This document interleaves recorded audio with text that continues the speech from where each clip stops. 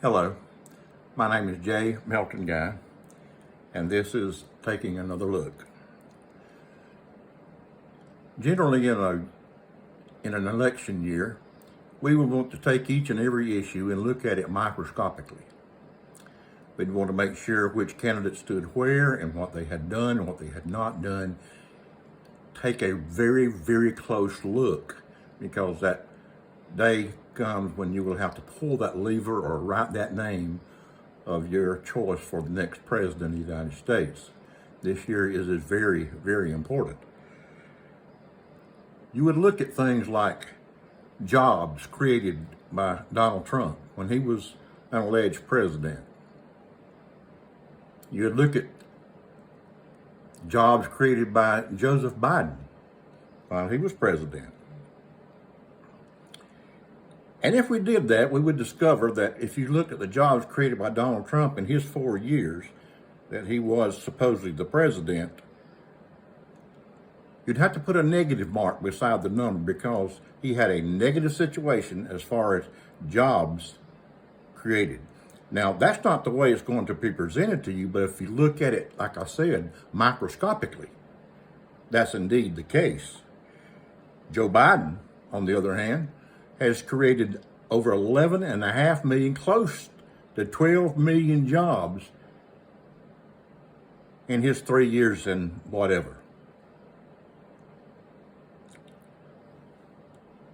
If you took another look, you would discover that every president's going all the way back to James Earl Carter, you would discover, as I said, that they had created a significant number of jobs in their presidency, including Jimmy Carter. Whereas when you get to Donald Trump, negative job creation. Now, someone's going to say, yeah, but the pandemic started under Donald Trump. And I beg to differ. It did start under Donald Trump. Started before Donald Trump, and he had the ability to make it a lot less than what it was had he handled it right, but he did not know what he was doing. And so, looking at it historically, Joe Biden dealt with a pandemic when he became president in 2021. That's when everything began to happen. And he not only had to deal with a pandemic, but he had to deal with the next president who made life hell, who lied, who cheated, who even broke the law to try to get power back under his reign. Now, if you look at what happened under Donald Trump in his part of controlling the pandemic and what Joe Biden did, then I don't know how you come out with any other conclusion that there's no comparison. Biden got us through somehow this terrible, terrible time in our history. So, jobs, important. For some reason, not so much. And you say, what? Jobs, not important? Let me move on. Let's start with immigration. Immigration is an important issue most of the time.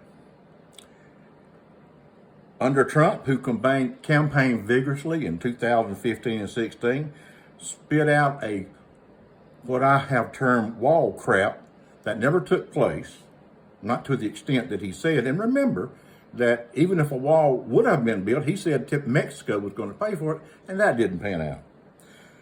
Now, under Biden, it took some time to get around to it, but you had to see what was going on. Under Biden, he was ready to sign a bill not too many days ago that was not the exact bill that everybody wanted, was not exactly what we needed to do, but it would be a beginning. And it would have some effect on immigration.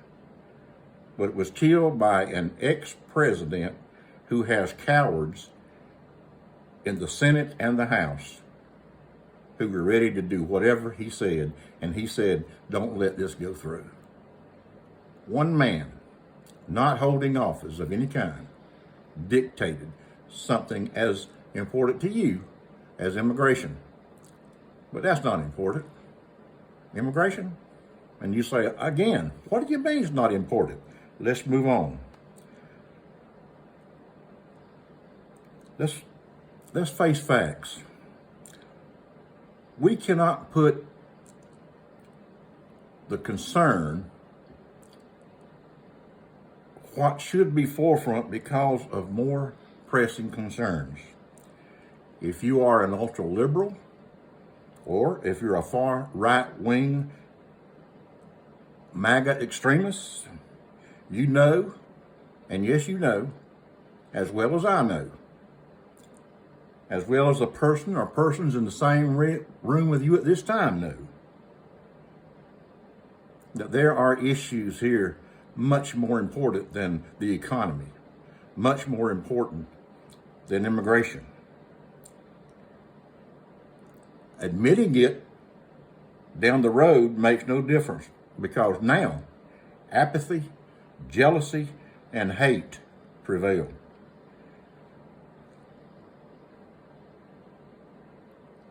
But the other issues that have cropped up recently, age. Yes, I don't think anybody would say otherwise, but Trump and Biden are old. Biden, as well as Trump, are not as cognitively the same. We all get old. So what do we get? What do you want? Biden is not as alert as he was 4 years ago. I'll admit that. But he's not incompetent. Trump, not as alert as he was 4 years ago. But what is important truth here is that the aforementioned ultra-liberals and right-wing MAGA extremists, whether they have the courage or the patriotic backbone to admit it or not, they know for damn sure Trump is the same anarchic, lying, morally corrupt insurrectionist and selfish demigod he was 4 years ago. And he doesn't care about you, whether you're a senator from South Carolina, a senator from Texas, Speaker of the House, or a racist from Georgia. He will end up screwing you on.